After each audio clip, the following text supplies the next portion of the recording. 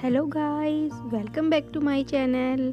कहानी का नाम है ससुराल का व्हाट्सएप ग्रुप। राशि, आज तुम्हारा फ़ोन काफ़ी बज रहा है। क्या बात है, बार बार मैसेज की बीप आ रही है। अरे मम्मी जी, आज मेरी कज़िन का बर्थडे है तो सब लोग उसे विश कर रहे हैं। तो मैसेज तुम्हारे पास कैसे? दरअसल मम्मी जी, हमने एक ग्रुप बना रखा है व्हाट्सएप पर। जितने सारे कज़िन ऐड हैं, तो किसी का भी बर्थडे होता है या एनिवर्सरी तो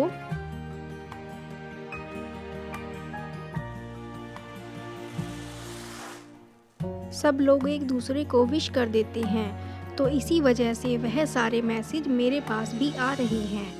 अरे वाह बेटा, यह तो बहुत बढ़िया चीज़ बताई तूने। यह तो बहुत बढ़िया है।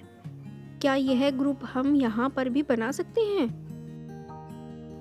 हाँ मम्मी जी, मैं रात को फ्री होकर बना दूंगी। आप मुझे सबके नंबर दे दीजिएगा। कुछ नंबर मेरे पास हैं तो सबको ऐड कर देंगे। चलो अच्छा है। रात को राशि ने मम्मी जी के कहने पर व्हाट्सएप में ससुराल वालों का ग्रुप बना दिया और सबको ऐड भी कर दिया। किस्मत से 3 दिन बाद चचेरी ननंद की बेटी का बर्थडे आया। सब ने विश किया, लेकिन उसके बर्थडे का मैसेज सबसे पहले राशि ने ग्रुप में डाला, जिसकी सूचना मम्मी जी को उनकी बेटी ने दे दी थी।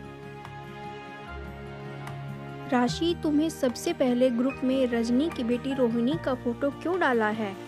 मम्मी जी, आज उसका बर्थडे है ना, इसलिए। तो बर्थडे तो तेरी ननंद की बेटी का भी आता है, फिर तब क्यों नहीं ग्रुप में डाला? पर मम्मी जी, ग्रुप में तो अभी बनाया है ना, तो जब उसका बर्थडे आएगा तब डाल देंगे। इसमें कौन सी बड़ी बात है। रहने दे, यह सारे तेरे नखरे हैं। तुझे अपनी सगी ननंद कनिका तो पसंद ही नहीं है। उसके बच्चों का जन्मदिन तो तुझे याद होगा नहीं, तो क्या डालेगी? तुझे तो बस दूसरे ही पसंद आते हैं। वो लोग कौन सा तुम्हारी ननंद को पूछते हैं और तुम उनके पीछे लगी रहती हो। पर मम्मी जी, मैंने किया क्या है? आप ही के कहने पर मैंने ग्रुप बनाया, और जैसे जैसे ग्रुप में सबका बर्थडे आता जाएगा तो उसे विश किया जाएगा। अब ग्रुप बनाते ही सबसे पहले अगर रजनी दीदी की बेटी का बर्थडे आ गया तो इसमें मेरी कोई गलती नहीं है ना। वह सब मैं नहीं जानती। मुझे तो इतना पता है कि तुझे हम लोग पसंद ही नहीं हैं। तुझे तो बस पराए लोग पसंद हैं। इतना कहकर राशि की सास अपने कमरे में चली गई और अपनी बेटी को फ़ोन लगाकर बातें करने लगी। और उधर राशि सोचने लगी कि खाक ही मैंने इस ग्रुप को बनाया, इससे अच्छा नहीं बनाती। पर अब उसने सोच लिया कि अगर किसी का बर्थडे होगा भी तो वह पहला मैसेज नहीं करेगी और ना ही इस ग्रुप में आइकन चेंज करेगी। कुछ दिनों बाद फिर नया स्यापा आ गया। अब जन्मदिन था नंदोई जी का। अब राशि फिर से कंफ्यूजन में थी, क्योंकि मम्मी जी का कोई भरोसा नहीं था कि उनका रिएक्शन क्या हो, क्योंकि जीजा जी तो ग्रुप में है ही नहीं। अब जब जीजा जी यानी नंदोई जी ग्रुप में है ही नहीं तो विश किसे किया जाए। और अगर नहीं करती तो मम्मी जी फिर से हंगामा करेंगी कि तुमने दामाद जी को विश नहीं किया। चलो खैर, देखते हैं, जो होगा सो देखा जाएगा। दिन में खाने की टेबल पर फिर से वही टॉपिक आ गया।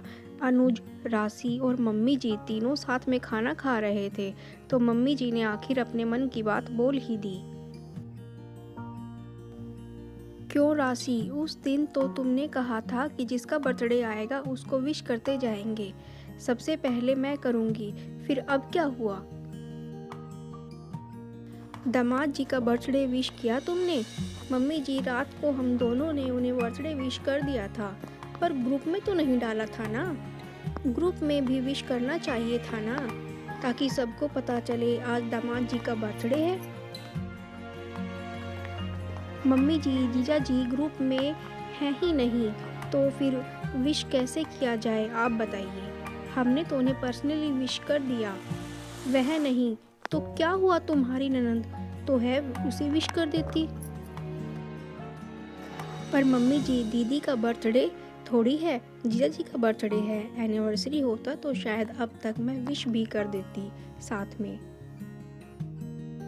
शायद अब एनिवर्सरी पर विश करने के लिए भी शायद शब्द का प्रयोग किया जा सकता है।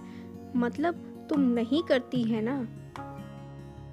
इतनी देर से चुप बैठा हुआ अनुज अब गुस्से में बोल पड़ा, मम्मी जी, यह क्या नाटक लगा रखा है आपने? विश करो। एक बात बताइए, जिसका बर्थडे है उसको पर्सनली हम दोनों ने विश कर दिया है, तो फिर अब ग्रुप में करे या ना करे उसका क्या फ़र्क पड़ता है? दीदी की एनिवर्सरी नहीं है तो दीदी को विश किया जाए, जिसका बर्थडे है उसे विश कर दिया गया है।